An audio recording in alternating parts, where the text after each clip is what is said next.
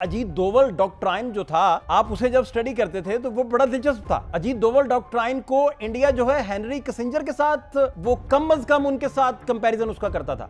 राहुल गांधी बता रहे थे, पार्लियामेंट के फ्लोर पे खड़े होकर कह रहे थे कि हमारी जो फॉरेन पॉलिसी है उसके इंग्रेडिएंट्स में सबसे बढ़कर जो शामिल है वो यही है कि चाइना और पाकिस्तान इकट्ठे ना हो। राहुल गांधी साहब वहां बड़ी तनकीद की जद में है। वो जब भी सवाल पूछते हैं, एक तो वो बार बार ये पूछ रहे हैं कि आपके कितने जेट्स जो हैं वो गिरे हैं। अब वहां का मीडिया जो है राहुल गांधी के सवालात को बात करना शुरू हो गया है। सिखों की एक आलमी तंजीम मार है, वो इंटरनेशनल कोर्ट ऑफ जस्टिस में जा रही है। भारतीय फौज ने ननकाना साहब पर ड्रोन हमलों की कोशिश की। एक तो ये उनकी अहम तरीन दरखास्त है। भारत में गैर मुल्की जो सरमायाकारी है 96.5% उसमें कमी आई है। बांग्लादेश ने भी भारत के साथ दिफाई मायदा जो है उसे मनसूख किया। जमहूरियत में आप नुकसानात बताते हैं, अपने अवाम को एतमाद में लेते हैं। यशवंत सैना साहब, ये साबिक वजीर खारजा हैं इंडिया के, बड़ा मोतबर नाम इंडिया का, वो क्वेश्चनिंग कर रहे हैं अब इंडियन सरकार से, और उन्होंने सर्कल कर रखे हैं वो सारे लोग जिनको क्वेश्चनेबल होना चाहिए, जिनके इस्तीफे आने चाहिए, या जिनके ऊपर फिर आप कार्रवाइयों का आगाज कर सकें। एक तो ये बात है, और उन्हें उनके सवालात को उन्होंने कहा मैं तो इसकी केयर ही नहीं करता कि आप मुझे लेबल कर लें कि मैं पाकिस्तान के लिए कोई बात कर रहा हूं। मेरा ये हक है कि मैं सवालात पूछूं, और बड़े जायज सवालात हैं उनके जो वो पूछ रहे हैं। एक तो वो कह रहे हैं बार बार अपनी सरकार को कह रहे हैं कि जमहूरियत में आपने बताना है कि आपके कितने तैयारे गिरे हैं, जमहूरियत में आपने बताना है कि आपके कितने लोग मरे हैं, जमहूरियत में आपने बताना है कि आपने कहां कहां मिसकैलकुलेट किया। और जो लोग उन्होंने सर्कल किए उनमें वो मोदी सरकार को कहते हैं कि प्राइम मिनिस्टर समेत ये लोग शामिल हैं। वहां आप अजीत दोवल डॉक्ट्राइन जो था, आप उसे जब स्टडी करते थे तो वो बड़ा दिलचस्प था। अजीत दोवल डॉक्ट्राइन को इंडिया जो है हेनरी किसिंजर के साथ, वो कम अज कम उनके साथ कंपैरिजन उसका करता था। आप ये देखिए कि वहां अगर मणिपुर में खड़े होकर अजीत दोवल जो है वो बिरयानी खाते हुए उनकी तस्वीरें वायरल होती थी तो पूरा इंडिया उस पर जश्न मनाता था, और वो कहते थे कि ये अजीत दोवल डॉक्ट्राइन, आपको Indian doctrine, Indian national security doctrine समझने से पहले अजीत दोवल डॉक्ट्राइन समझना पड़ेगा। और जो उनके साबिक वजीर खारजा हैं यशवंत सिन्हा, उन्होंने जो मुद्दा उठाया है, उन्होंने जो बातें उठाई हैं, वो सबसे बढ़कर ये हैं कि सबसे पहले वो कहते हैं कि इसमें रिस्पॉन्सिबल हैं along with Modi home minister Amit Shah. कहते हैं कि पहलगाम वाकये की वजह से ये सारा वाकया हुआ।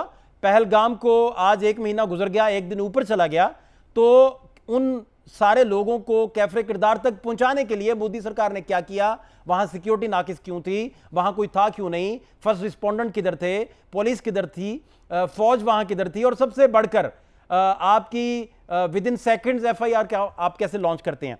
एक तो ये मुद्दा उन्होंने उठाया यशवंत सिन्हा साहब ने।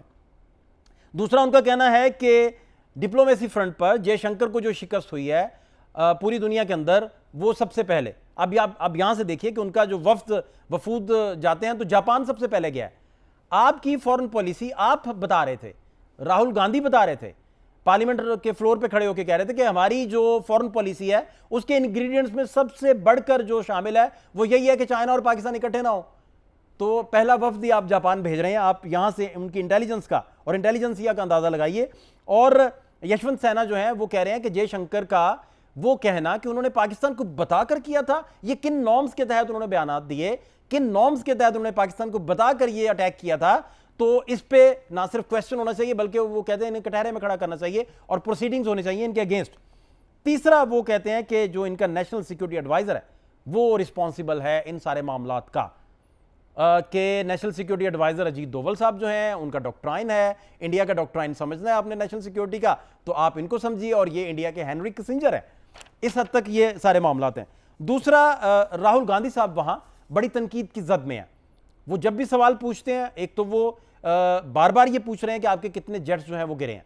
अब वहां का मीडिया जो है राहुल गांधी के सवालात को बात करना शुरू हो गया है।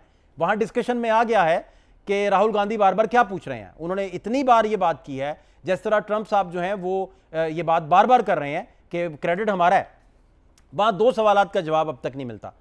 वो एक तो जेट्स का जवाब नहीं मिलता, वहां के एंकर्स बार बार अब पूछना शुरू हो गए हैं। दूसरा वो ये कहते हैं कि मिस्टीरियसली इतने पुरस्रारियत थी इसमें कि आपका सीज फायर हो गया, तो सीज फायर पे कोई भी बात सही करने को तैयार नहीं है। जो भी डिस्कशन होता है उसका कोई डेड एंड है। एक तो ये मामला था। दूसरा, राहुल गांधी साहब को अमित साहब हैं, अमित मालविया, ये बीजेपी के नेशनल कन्वीनर हैं, आईटी सेल चलाते हैं। और सबसे लुत्फ की बात है कि आप विकिपीडिया पे इनको जब सर्च करते हैं तो इनके बारे में इनका कहा जाता है कि ये डिसइंफॉर्मेशन स्प्रेडर हैं, गलत मालूमात फैलाते हैं। और कई दफ़ा जो फैलाई उन्होंने वो भी इस पर टैग किया हुआ है। उन्होंने पूछा राहुल गांधी से कि it is not surprising that Rahul Gandhi is speaking the language of Pakistan and in its benefactors, कि वो पाकिस्तान की जुबान बोल रहे हैं, ये वो कह रहे हैं। दूसरा जो डेवलपमेंट है, पाकिस्तान ने किसी लेवल पर आप देखिए कि किसी भी मजहबी जो इबादत गाहों पर किसी लेवल पर कोई हमला पाकिस्तान की तरफ से नहीं किया गया। ननकाना साहब, सिखों की एक आलमी तंजीम मार है, वो जो है वो इंटरनेशनल कोर्ट ऑफ जस्टिस में जा रही है। उसकी वजह यह है कि इंडिया की जानिब से जो ड्रोन अटैक किए गए ननकाना साहब में, वो उसको लेकर 7 और 8 अप्रैल की जो दरख्वास्त है उनकी, भारतीय फौज ने ननकाना साहब पर ड्रोन हमलों की कोशिश की। एक तो ये उनकी अहम तरीन दरख्वास्त है। दूसरा, एक तो पाकिस्तानी फौज की जानिब से बड़ा अच्छे से उसे आंसर करके उस किसी भी तरह का कोई नुकसान नहीं होने दिया गया था, उसे रोक लिया गया था। दूसरा, पाकिस्तान पर इल्ज़ाम लगाया कि गोल्डन टेंपल पे आप हमला कर रहे हैं। इबादत गाहें जो हैं, सिख जो बरादरी है उनकी पाकिस्तान में है सारी, पाकिस्तान वहाँ गोल्डन टेंपल को क्यों टच करेगा कोई? और पाकिस्तान ने जो करतारपुर कॉरिडोर है उसे तो नहीं बंद किया किसी भी लेवल पे, ना पाकिस्तान ऐसा कर सकता है कि हम जी वो बंद करने जा रहे हैं। इंडिया रिस्पॉन्सिबल है उसका।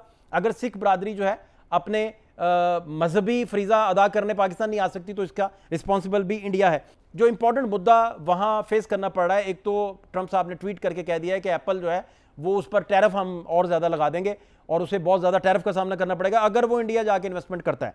दूसरा, माली साल 2024 और 25 के इब्तदाई इदादोशुमार के मुताबिक भारत में गैर मुल्की जो सरमायाकारी है 96.5% उसमें कमी आई है। आप लोगों को बताते थे कि कश्मीर में जो अमन कायम है और वहाँ 2 करोड़ लोग जो हैं वो आके तफरी करते हैं, और फिर आप वहाँ सारे लोगों को बताते थे कि जितनी खरबों की इन्वेस्टमेंट हमने की है वो सारी मामला इसी वजह से। तीसरा, इसी को लेकर हम चल रहे हैं कि गुज़श्ता बरस भी भारत में $10 बिलियन और रवा जो साल उसे मखसूस करके $353 मिलियन की गैर मुल्की सरमायाकारी हुई थी, जो अब 96.5% जिसमें कट लगा है। और भारत की इसकी वजह उनकी आलमी जारियत, उनका अपने हमसाया में से जिसके साथ सरहद मिलती है वो किसी के साथ इकट्ठे नहीं है। वो कहते हैं साउथ एशिया से अलहदा होकर हमें सोचिए। अब उन्हें साउथ एशिया से अलहदा होकर कैसे सोचा जाए, ये बड़ा अहम तरीन सवाल है जिसका जवाब हमारे अवाम दे सकते हैं या इंडिया की जनता दे सकती है। भारतीय रुपया भी दबाव का शिकार है और उसमें भारतीय जो ज़र मुबादला के ज़खायर है उसमें भी बतदरीज जो है वो कमी आ रही है।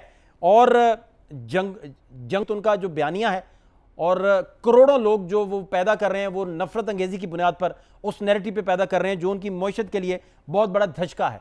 2 बात। तीसरी बात, बांग्लादेश ने भी भारत के साथ दिफाई मायदा जो है उसे मनसूख किया है, और वो बांग्लादेश में आपको पता है किस लेवल की दरअंदाजी किया करते थे, क्या क्या बात थी, सारा एक माजी का किस्सा है। सफारती कशीदगी में चंद रोज़ कबल भारत ने जो है बांग्लादेश की बाज़ जो प्रोडक्ट्स थी उन पर पाबंदी आयद की थी। बांग्लादेश की जानिब से ये पाबंदी आयद हुई थी। मनसूखशुदा मायदे में बांग्लादेश के लिए एक जदीद समंदरी जो जहाज़ है वो बनाए जाने थे बांग्लादेश की जानिब से, ये मुआहदा भी जो है वो मनसूख किया गया है। ये तो आपको बता रहे हैं इंटरनेशनल सिनारियो में क्या क्या हो रहा है और हमसाया मुल्क की जारियत की वजह से क्या क्या मसाइल उन्हें फेस करने पड़ रहे हैं इंटरनेशनल दुनिया में, सफारतकारी को लेकर भी और दीगर महाजों को लेकर भी। दूसरी जो अहम तरीन मुद्दा जिस पर हम बात करेंगे वो मुद्दा ये है कि पाकिस्तान में जंग के दौरान सारी पॉलिटिकल विजडम इकट्ठा था, सारे लोग इकट्ठे थे और गवर्नमेंट का काम था कि अब सबको साथ लेकर चलते। तो गवर्नमेंट ने उसमें क्या रोल प्ले किया, इमरान खान साहब के जेल को लेकर, उनके बयानिए को लेकर, पार्टी के अंदर तोड़फोड़ को लेकर बहुत सारी डिस्कशन हो रही है आजकल। और फिर कहा जा रहा है कि कुछ डॉक्टर्स भी पाकिस्तान मौजूद हैं और खान साहब से कोई मुलाकात भी होगी, कोई बैकडोर डिप्लोमेसी भी हो रही है, कोई डिस्कशन भी हो रही है। एक तो ये। तीसरा जो मुद्दा अहम है वो है IMF का। उन्होंने 11 शराइत जो वो आयद की हैं उस पर हम तफसील से डिस्कस करेंगे। और उसमें 11 शराइत में जो आपका माली साल 25 और 26 के बजट की पार्लिमानी मंजूरी जो है जून 2025 के आखिर तक वो तो लाजमी करार दी गई है। दूसरा उन्होंने कहा कि बेनजीर इनकम सपोर्ट प्रोग्राम के तहत दी जाने वाली नकद इमदाद में सालाना महंगाई के तनासुब से इजाफा किया जाए। और दूसरा जो पावर सेक्टर में आप सब्सिडी दे रहे हैं वो भी आप नहीं दे सकेंगे। इन सारे मुद्दों को लेकर हम बात करेंगे। हमारे साथ पैनल में अफजल साहब होंगे, कोऑर्डिनेटर टू पीएम हैं, और उनसे जानेंगे कि प्राइम मिनिस्टर ऑफिस में जंग को लेकर क्या बातें हो रही हैं, इमरान खान साहब के मामले को लेकर क्या बातें हो रही हैं, और आईएमएफ की शराइत को लेकर क्या डिस्कशन हो रहा है। इसके अलावा शेर अफजल मलवत साहब होंगे, स्पेसिफिकली तहरीक इंसाफ के मामलों को लेकर क्या सुनहरी मौका उन्होंने खोया, क्या हुकूमत ने खोया, ये डिस्कशन शेर अफजल मलवत साहब से हम करेंगे। और सनाउल्लाह बलोच साहब से बलोचिस्तान के मामलात और इन सारे मामलात में किस तरह फितनतुल हिंदुस्तान के दहशतगर्द वहाँ मुलविस हैं और खुशदार का जो सानिया पेश आया, ये सारे मामलात हैं, इन पर बात करेंगे।